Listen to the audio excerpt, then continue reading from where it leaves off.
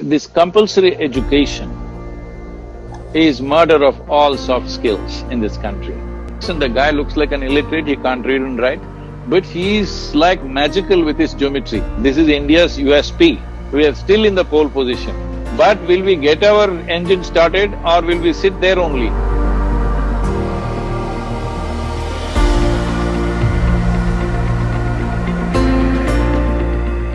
There we are. Oh my God.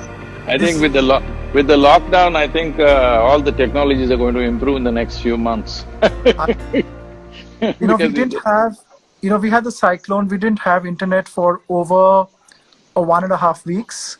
The first 2-3 days were, the first 2-3 were like claustrophobic because that's like true vipassana when you don't have a cell phone, but then we got used to it pretty soon. Anyway, since I've lost so much time with you, and time is very precious, and I'm sure that everybody's waiting to listen to what you have to say, I'll shoot off my first question. It's said that destruction gives to regeneration. Do you believe that there will be a long-lasting change brought on by this crisis? How will it impact people and society as a whole in the future? Because everybody's so uncertain about what future is going to be. What do you think is the world going to change to? So about destruction being the basis of regeneration, definitely a certain amount of destruction or disruption gives room for regeneration. How actively it regenerates? Because we need to understand we are talking about an existential principle in terms of social context. Existentially, it's very true, when something is destroyed, regeneration happens in full vigor. But a social context is a very different thing. We as human beings, will we really rejuvenate in a big way, or will we go into a very safety kind of mode, self-defensive mode? This is left to individual people and the leaders in the world, not just political leaders, the economic leaders and the social leaders and everybody who is an influencer in the world, how we respond to this. So in my opinion, because still there is no sign of post-COVID yet, nobody knows, okay? Everybody is expecting it. We were expecting it in May, then we were expecting in June, now June is almost gone. So we are still expecting. The most basic thing that all of us need to understand is, not one scientific voice has clearly said, this is the nature of this virus, this is what we could do with it. Even if we don't have an immediate solution, these are the things we could do with it. There is no such thing. Nobody has yet said anything. I was talking to a group of prominent doctors in the world, and they were saying, every day on an average, 128 scientific papers are being presented on this virus. That means they're all gathering bits and pieces that nobody has a clear picture exactly how. So having said that, because there is no clear picture of the virus, what is post-virus or when is post-virus is not clear to anybody. So people are talking about learning to live with it. What does learning to live with it mean? That both of us are talking and one of us will fall dead and we learn to live with it, okay? So, learning to live with it, yes, we will learn to live with just about anything. Whatever terrible things happen to us, after some time we learn to live with it, but that is human apathy. That is not a human response. So if we are talking about regeneration, we must see existentially there's nothing really wrong in the world right now. It is a human social situation that we don't know how to handle this. As you were talking about no cell phone means you go into Vipassana mode. If that was the real thing, if humanity was in that state, this would be very simple. The government had to just say, 15 days all of you meditate, don't do anything else, and virus will be gone, 14-day quarantine without any contact, it'll be over. But we are not in that kind of state. People are going about, they have to go for work, somebody has to just go for a haircut, and somebody has to protest, somebody has to do something else, somebody is even starting a war. All these issues are there, so we are not going to behave like that. Because of that, how long the virus will last, we don't know. But in my opinion, if it ends by September, let's say, then people will talk about it for 3, 4, 6 months, and after that they will just go back to whatever their normal was. Maybe economy will not allow them to go back to their full normal, but in their attitudes they will go back. But if it lasts for 12 to 18 months or more, in case the situation lasts that way, then definitely it will have a more lasting impact on this generation of people. Economy, definitely it will have a big impact. There are some aspects of our lives that all of us have been going at it as if there is no tomorrow. So the virus has brought a certain amount of at least some contemplation of what are we doing, because anyway we all knew the way we are going in this world, our economic engine which is driving this planet right now, at the same rate we go, there is no future generations if we go like this, we know this. But we've been going because you're going, I'm going, you're going, like this we've been going. So the virus has brought a halt to it. I think this must be, if we are really conscious human beings, we should make use of this in a conscious way and definitely craft better is a very relative word, I would say a more conscious world, a more conscious planet as such. It is possible to do that because at least now people are, kind of stuck in their homes, so you can at least talk to them now. Earlier you couldn't talk to them. Now you can at least talk to them and they're in a listening mode because things are disturbed or dislocated in their lives.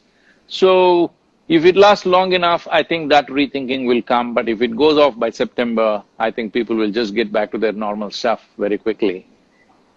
Okay. Since we are talking about the economy, my next question to you will be that, will the world move from capitalism to responsible capitalism, or will it move to socialism? It's a thought that we are all pondering over as we watch everything unfold around us. Sustainability and rapid economic growth haven't historically gone hand in hand. Reducing carbon footprint, addressing climate change, which also will mean that we need to slow down our consumption and reimagine our economies. But one fears that this might also lead to huge job cuts and a big job crisis all over the world. What can governments around the world do collectively and individually to balance this? Well, that will need a whole paper. That question is a very… well, essentially, let me talk about India. In India, still 60 to 62% of the world's country's population is in agriculture. So that is a huge safety net because the monsoons are expected to be good this year. If we focus on agricultural production, one important thing is nobody will die of starvation. That's a basic concern for me. As long as people are nourished, maybe people will buy less of your clothes, will buy less of everything, that doesn't matter. But nobody is dying of starvation, everybody is well-nourished. Well-nourished human beings with time on their hands can be very productive. They can come up with something tremendous, something absolutely new that we have not done till now. So 60% is there, that is a safety net. And because 60% is involved in agriculture and now a whole lot of people from cities have kind of reverse migrated back to villages, both agriculture and textile could take off in a big way because 45 million people in this country are employed in textile industry. And this was our real strength at one time. We have so much population in agriculture mainly because many of the weavers went back to agriculture for survival after the East India Company came and systematically destroyed our industry, mainly textile industry. At one time we were clothing the whole of Europe, most valued cloth came from this country. We can again get the nation back there because the values of sustainability are slowly, not only in the high society, it is slowly dripping down to middle class. So that size of that sustainable market is gradually improving. I think month on month it is kind of expanding. So because of that, we have an immense possibility in this country, agriculture and textiles, and of course there are many other allied things which can be done. But for the rest of the world, those who are completely running on, there are economies which are running only on purchasing power of the people. So there will be serious dislocations. What they will do, we have to see, because always it's been about putting money in people's hands and they will buy something. And this rotation has been going on, and all the time people are getting into deeper and deeper debts, and they're buying more and more, endlessly fueling this consumption. Those economies will be hit. I think a large part of world economy has moved in that direction, so that part will be hit. In my opinion, if I could be completely wrong, not an economist or something, I'm just gauging from people's moods and how they are and how things are happening. Let's say 12 months if this virus situation continues, I would say maybe we will have to live like how we lived here about 20 years ago, 15 or 20 years ago. When I say 20 years ago, in the last decade people tell me, because I'm not just aiming at the textiles, but because you're in that, you understand those volumes better than anything else. They are saying, we are buying 5 times more clothing than our grandparents. And in the next 5 years, they're saying we're going to double that. That means 10 times we will have. Well, only one pair we can wear at any time. We like style, we like variety, all right, we can do all that. But an endless amount of consumption of anything, textile is not the only thing. These days, people are buying phones every 6 months, whether it is working or not working well. Things which are in good functioning mode, they're throwing it away and buying another thing and another thing, simply because it's become a statement. This is the way they try to enhance their individual nature, which is a very basic way of living, that human being has to enhance himself or herself only because of what they possess, is a very, very unfortunate way to live. So that dimension, probably most people will begin to realize if we suddenly start living like how we were 20 years ago. It was not bad 20 years ago, as far as I can remember, not bad at all. Maybe we had much less than what we have today, but I think it's perfectly okay. So one thing that every nation should focus on is agricultural production, because people should not starve, there must be food in every nation. If this one thing is taken care of, if we roll back a little bit, with all the technologies that we have in the last 20 years, the advancement of technology, communication especially, see, from Coimbatore to Kolkata, we are talking right now. With all this, if our consumption reduces, not because of our wisdom, simply because our pockets are shallow, I don't think it's a very bad thing. My only concern is people should not go into starvation mode. I think in this country, we are well endowed in that direction. Every other nation also should prepare for that. Thank you. It's very well said, because I really think that what the lockdown taught many of us was to appreciate the basics. And I think, there is a saying in Bengali that we sometimes lokhe che upar lokho boro, which means that we sometimes focus more on the periphery than on the core. But I think for India, the lesson is not sometimes, all the time, most people. Yes. Focus the core, food first on the table, human lives first. Fashion can come much later. No, Sadhguru, you can do style with very little things. Absolutely. See, even 1,000 years ago, those who were stylish, isn't it? Right. Even the caveman, just with his loincloth also, he did his own style. So it's okay. You were talking about nourishment, and I want to ask you something about wellness. They are both related. Even before the pandemic, the topic of wellness had become very popular all over the world. I view its rise in popularity as a direct response to the effects of excessive capitalism. People feel overworked, tired. I haven't slept well for the last 10 years because I was constantly on a work treadmill. And now people are looking for new ways to slow down. They are understanding how beautiful life can be, and they want to all achieve a better quality of life. Tell us a little more about the importance of wellness in the modern world, and what kind of a role would India play in it? I would like to de-link these two things. Slow life is well-being. I don't think so. Even in a very fast lane, you can still be well. I'm always on a fast lane, but I'm very well. So wellness and lazy life need not necessarily be connected. You could be working very hard and still be very well, because the question is only, is your life an expression of your joy, or are you working in pursuit of your happiness? That makes all the difference. If your work and if your activity is an expression of your joyfulness, then work is not going to deplete you, it only enhances you. So I would like to first of all de-link those two things. Well, for many of them who are just started working for a living, many people, they got a job mainly to make a living. But then they got mad about their job and endlessly they went on. Such people are suffering their jobs. In United States of America, they tell me, 70% of the population, some surveys say, not like their work, they hate their work. So when we were looking at why are so many drug overdoses are happening in the weekends, one Saturday evening in Ohio, in a small town near Dayton, I think, Dayton, Ohio, 23 cars were found where people were lying, overdosed, that they won't wake up, they need hospital to wake up, that kind of people, not just drunk or drugged. They have drugged to that point where they need a hospital to bring them back. 23 in the cars, they sit somewhere in the parking lots here, there, and they go into these states. So we were looking at why is it people, Saturday evening means they have to go crazy, actually it's Friday, thank God it's Friday, that whole concept. So when we were looking at it, we found that 70% of the Americans hate their work. When 5 days of the week you do something that you hate, oh my God, you will want to go away from this world.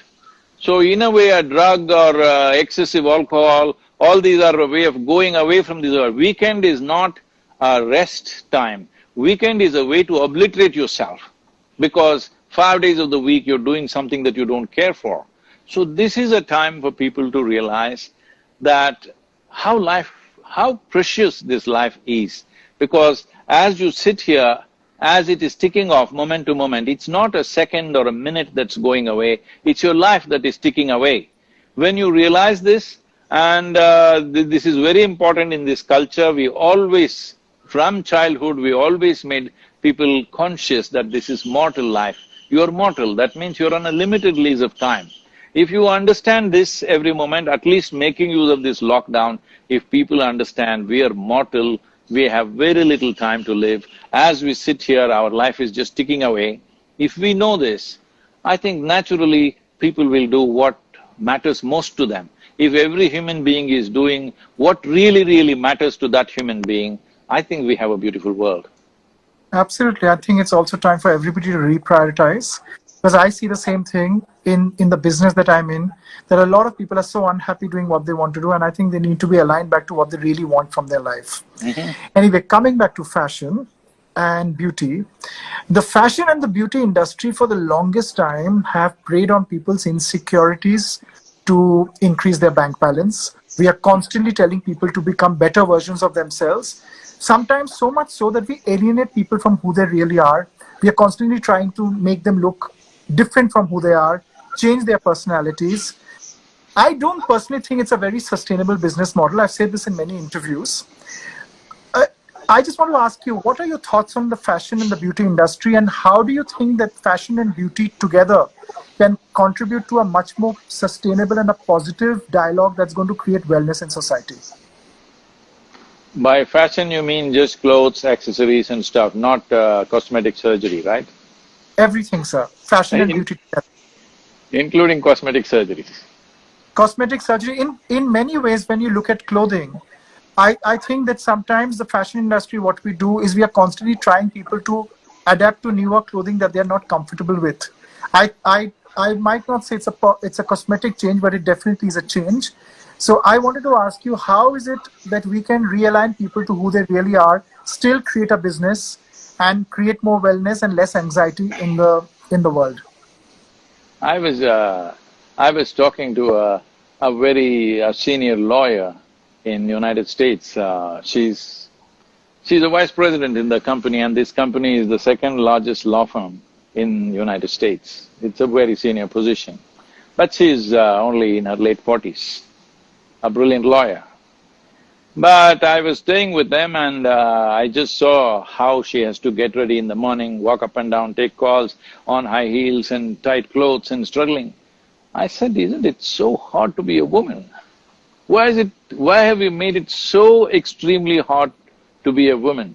I have seen my mother, my aunts and many other women around me who are very comfortable the way they are, dress the way they are, the way they make themselves up is very easy. But the way certain fashion, concepts have made them is, it's so extremely difficult to be a woman, constantly walking on stilts and, all that problems, the tightness of the clothes, you can't sit, you can't stand, everything is difficult. So, in a way, trying to fit people into male needs, especially women, because fashion means largely it's been a woman's domain. Slowly, men are coming into the picture, but still I think it's a small number if I'm right. I think the entire fashion industry for a long time has been trying to fit a woman into a male requirement.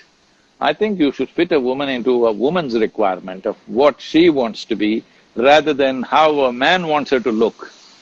So, I think if that change happens, a whole lot of things in the world will change.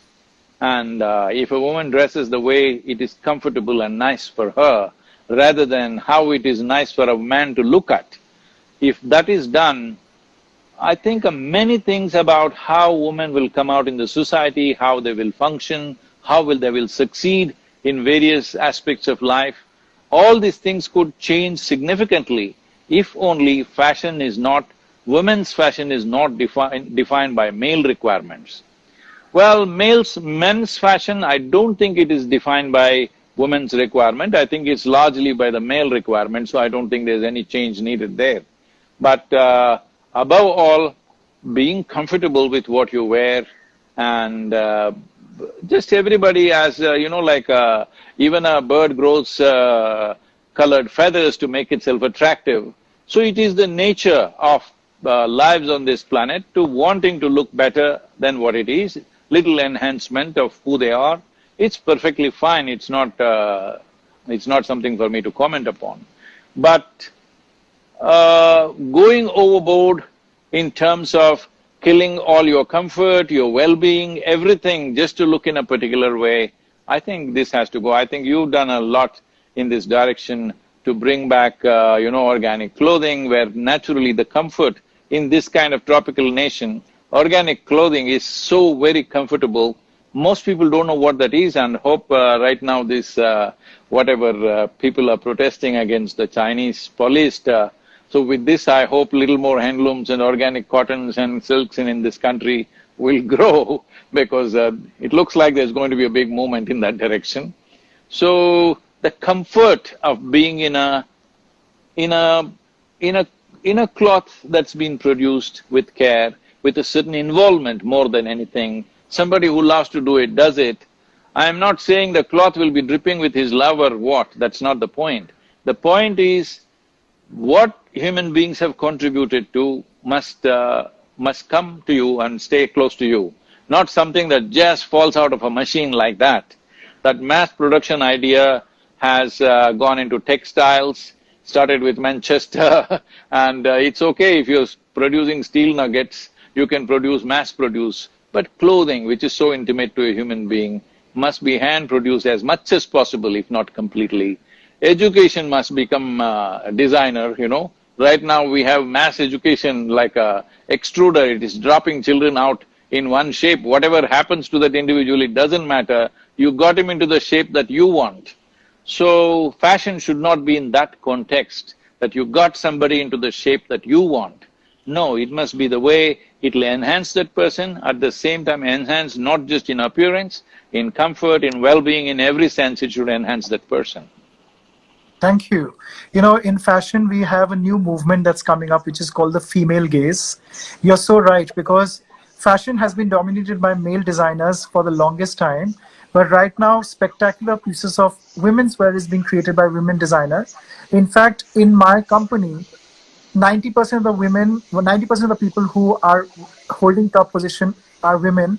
And I specifically choose women without being sexist. It's just a strategy, because I think women understand women's clothing and their needs and their bodies more. And it helps us to understand women from a female gaze, which is so important. It's happening in photography, it's happening in advertising, it's happening in fashion, and you're so right. Thank you so much. I have another question. That's a good moment. That's a good direction to go. Yeah. As a man, we can only assume what it is to be a woman. We can never be a woman. So it's always important to take the direction from a woman where dressing up a woman. It's so important. There is a shift recently, there's a shift in fashion towards sustainability. And I wanted to ask you about your work with the Isha Foundation. You all have started something called Fashion for Peace, which I was a small part of in New York. I wanted to know more about what you are doing with sustainability, what you're doing with Fashion for Peace, what is your intention, and where you're taking this movement. We connected some of the New York fashion designers, American designers and some Indian ones, I mean Indian origin people, with the local clusters of weavers and cloth makers. So that connection we are making, and now we are trying to… this is in the works, but it's taken longer than we thought it would. We want to create some kind of a textile exchange about handmade cloth and those in different parts of the world who are willing to use it. This is not a business venture, it's more like a social venture where this exchange will link people up and even stock up some things and transportation and other things which they're not able to handle, even to dispatch a little bit of goods, they don't know what to do. To create those kind of clusters as a more like a social activity rather than a commercial activity.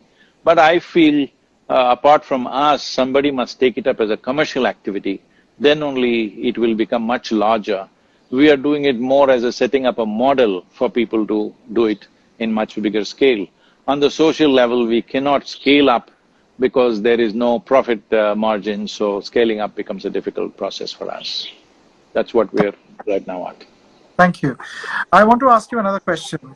We have demonstrated great skills in IT, in telecom, but I think India still has to tap the potentials of some of our greatest assets, our soft skills, our heritage, our craft traditions, which are so unique to us and which have been sustained over generations and years. What role can our government, along with influencers, along with businesses, along with consumers do to be able to promote the soft skills of India, to promote the tradition and culture of India, and to create that into a cultural capital in the global market? Well, in many ways, I know I will become very unpopular by saying what I will say now, but this compulsory education is murder of all soft skills in this country. Because in this country, we learn to do things with our hands in a way that you can't imagine possible. Many wonderful things. And these things won't happen that you can learn after 18 years of age. You have to learn much earlier, you have to observe your parents doing it, or you have to be there, to get that skill.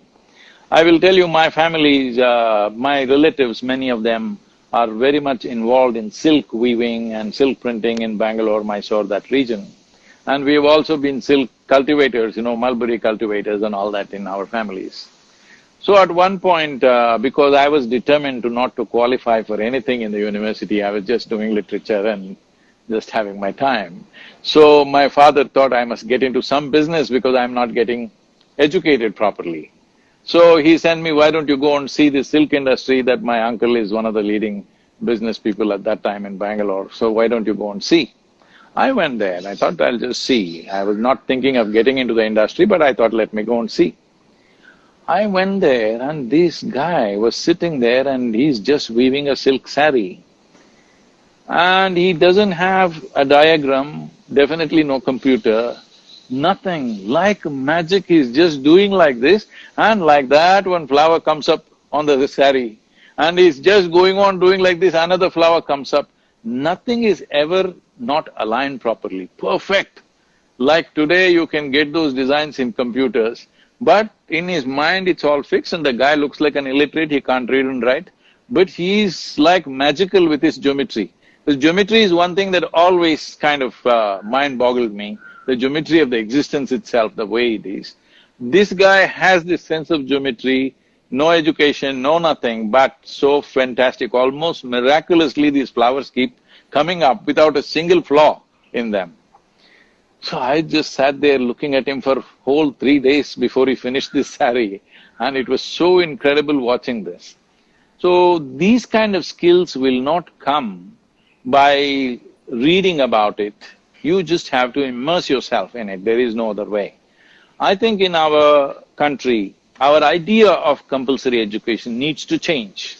Everybody just reading about physics, chemistry, mathematics, fully knowing I'm not going to become a mathematician or a chemist or anything else, simply picking up small bits and tidbits of every science, and everybody who's read a high school textbook unfortunately think they're scientists.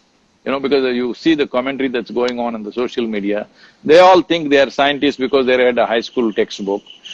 It is completely wrong. I feel we need to bring an education where if somebody wants to learn weaving or art or dyeing or whatever, various things, including agriculture, as a part of education from an early age, because these things, if you don't instinctively pick it up at an early age, suddenly you will do it at the age of 20, it's not going to work like that.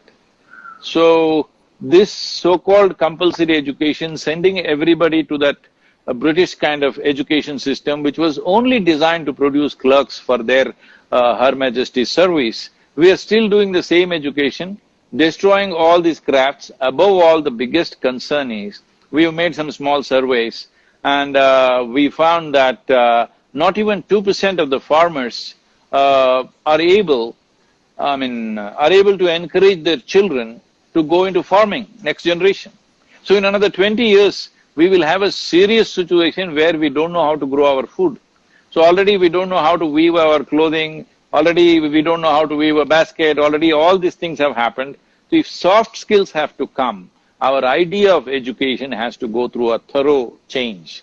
This everybody sitting there learning ABC, 1, 2, 3, 3 languages, and you don't know anything at the age of 15, you're not capable of doing a thing at the age of 18. That is not a good way to do things if you want to have soft skills. But I feel in the future of this world, because the world is so connected today, if you really have something intricate and beautiful, the world is hungry for those things. But we are not able to… we are looking at the past. I'm talking about 1,000 years ago.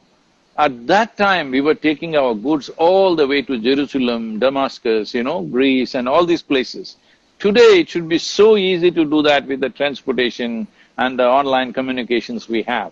But in these times, we are destroying all that and studying that kind of education that, what was done for an occupied nation. Thank you. In fact, I wanted to share something personal with you. When I was very young, I dropped out of school for 5 years. I had clinical depression because my parents wanted me to study medicine. It took my father 5 years to convince me to go back. That is an Indian ailment. That's an Indian ailment. Everybody wants to study medicine. I know. And I did want to. And for me, I thought that education was like an arranged marriage, that you get married and then you find love. I wanted to have a love marriage. I wanted to know what I was chasing. It created a lot of havoc inside me, but I was glad that I dropped out of school so that it gave me courage to do what I wanted to do. So I completely understand what you're saying. I have another question to ask you.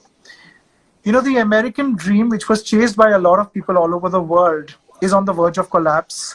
And a lot of people worldwide are getting disenchanted by it. And there are corridors there are conversations that are happening in power corridors, cultural corridors all over the world, that a new dream needs to arise for people to get hope.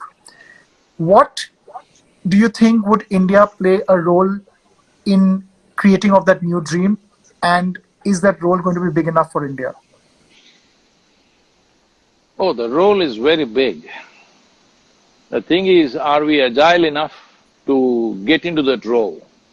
Are we quick enough? Are we wise enough to get into that role? That's the only question. Is the role big enough? The role is super big. Well, about the American dream, see, these dreams were created when our understanding of the world was like this. We will rob the whole world to satisfy the hunger of a few people.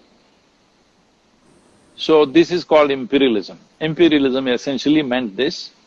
You rob the entire world. Right now, these protests that are happening, they're pulling down Cecil Rhodes' statue in Oxford, because these are all heroes who robbed the entire world and fed their people. So if I rob 10 people and feed my family in their ignorance may be very happy. But that is not a dream for the world, that's a horrible dream. But this horrible dream grew up in those nations where there is imperialism. That is over. Now the whole world is aspiring, every human being on the planet is aspiring to do well. Now definitely a sustainable dream has to come. When we say sustainable dream, we think in terms of ecology. Ecology is not the problem. The problem is, see, there's only one problem in the world, human being. There is simply no other problem. There is only one problem. This one problem to handle, what should we do? The only problem with the human being is, right now, they're in compulsive reaction with the external situations. But the very fact that we call human a being, we don't call any other creature a being, we call this one a being because this is capable of conscious existence. So, moving from unconsciousness to consciousness is the most important thing. This entire movement, what we are calling as Isha right now, is clearly described like this. This is from religion to responsibility. Because a responsible human being is needed. Right now we have good people. What is our idea of good people? Well, if we kill, million people in another country and bring the country's wealth to our country, we are good Indians, all right? India fortunately never did that much, but this is how our sense of goodness has been. We may be good to somebody. Racism also means just goodness, actually, because I know somebody will cut this sentence and get me into trouble, but actually they're being very nice to their own people. They're being very nice to their own people, but enslaving everybody else for their well-being. So, good is not what we need. We need sensible human beings, responsible human beings, joyful human beings, because why joy is important is, when you're joyful, you will do only what is needed. Because you are not in pursuit of happiness. Everything, all the destruction, the so-called unsustainable activities that we have done on this planet is essentially in pursuit of human well-being and happiness. And with all these 1,000 years of exploitation, we are not any happier than what people were.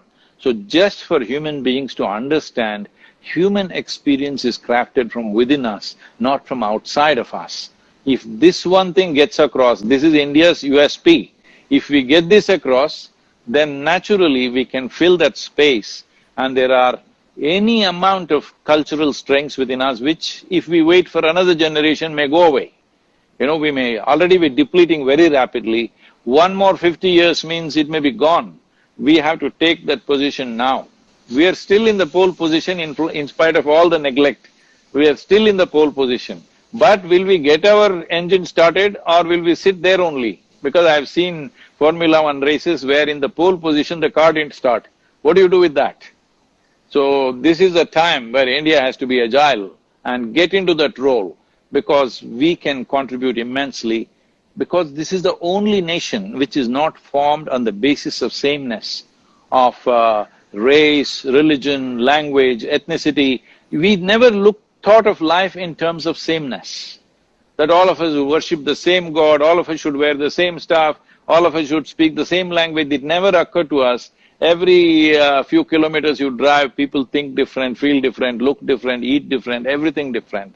So, this is a culture which has the ability to take that position. Will we take it or not? Depends on many things. I seriously hope that everybody who's listening to this chat sincerely understand that this is India's time. I personally believe it, because I think great things come out of crises, and this is, the world is going to look at everything differently. Everybody all over the world is going to reprioritize their lives, and I think this is India's moment, and we just need to be agile enough to hold it. I wanted to ask you one more question, and this is very topical. Governments and businesses are facing the heat from citizens and consumers worldwide, because people are calling out everybody for intolerance, for non-inclusivity. These are topics that are becoming almost impossible to ignore. What are your comments on this? See, they must be definitely called out, but it should not become an extreme movement. See, you cannot fix history, all right? You cannot correct history. Now, going on harping on that, we will become hateful and resentful. That should not happen. At the same time, we don't have to, in India, we still have an Aurangzeb street. This is just like having an Adolf Hitler street in Israel, all right? This is not because of somebody's religion, because of that person, what he did, all right? His attitude towards the population and what he did, it is estimated he could have killed up to 4 million people in his lifetime, that's what they are saying. So when there is such a record, you don't hold him as an ideal, you don't name things after him, you don't put him up like a hero, because somebody will take that. See, even now, after the disaster of Nazi, whatever happened in the 40s and 30s and 40s, even today, certain people identify with that neo-Nazi movement, whatever, they still hold that as an ideal, all right? The symbols are still held. Because human mind functions and kind of rides on symbols, it's very important. Symbols which brought enormous suffering to humanity for whatever reason, whether it's race, religion, caste, creed, whatever, that people intentionally cause suffering. Unintentionally we are causing suffering, that's a different matter. Intentionally somebody caused suffering, such symbols must be removed. And future generations should not grow on those symbols, it's very, very important. Thank you, Sadhguru. Before we let you go, I have one quick question to ask you.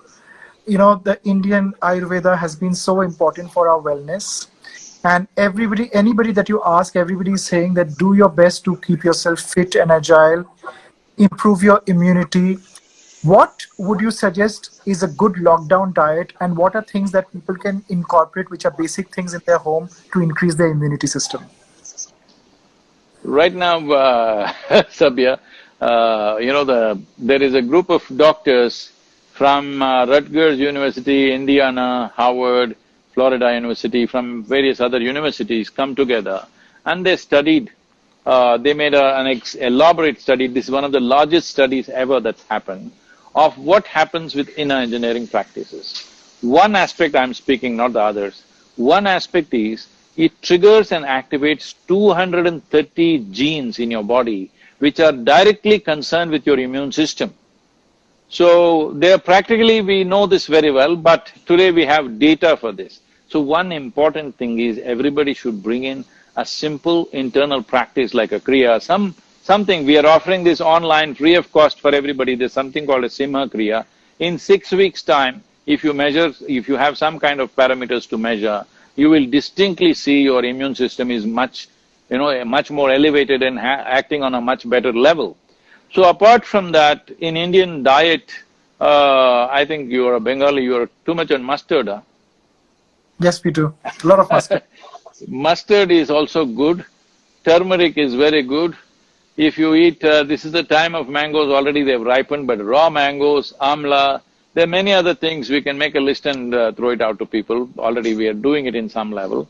There are many traditional things that we've naturally been consuming, which makes an Indian system little different. Maybe that is one of the reasons the recovery rate in this country is the best right now in the world. Like more than 52% of the people who are going positive are recovering from that. Mainly I think it is because of the natural diet consumption that's happening. But being a little more cautious, not eating oily stuff, but eating more steamed kind of stuff is much better.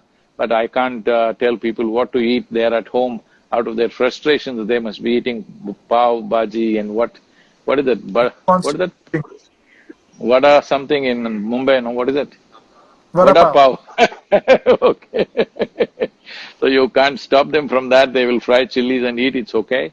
But if they keep a simple practice which takes 12–15 minutes a day, a couple of times a day if they do it, their immune system will be much better. Right now, the most important responsibility for every human being is that you don't get infected. That's the most important thing. And if you do get infected, you must ensure from you it does not go to one more person for whatever reason. It doesn't matter. People think out of love they can spread infection and it's okay. Whether it's love or hate, both ways it's not okay because the end result is same. And during this season, however long this lasts, you and me and everybody else who is a sensible human being must take a commitment that we will stay alive. This is not a joke. This is not a joke, this is not a news channel, this is for real. little irresponsibly if you behave, you could be dead, all right?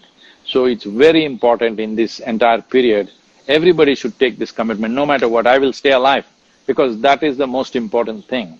Because in you staying alive, you're also keeping the country and the world alive in many ways. Thank you. Thank you. It was Namaskaram. Thank you. Thank you. Thank you everybody for watching us. I'm really sorry about the glitch.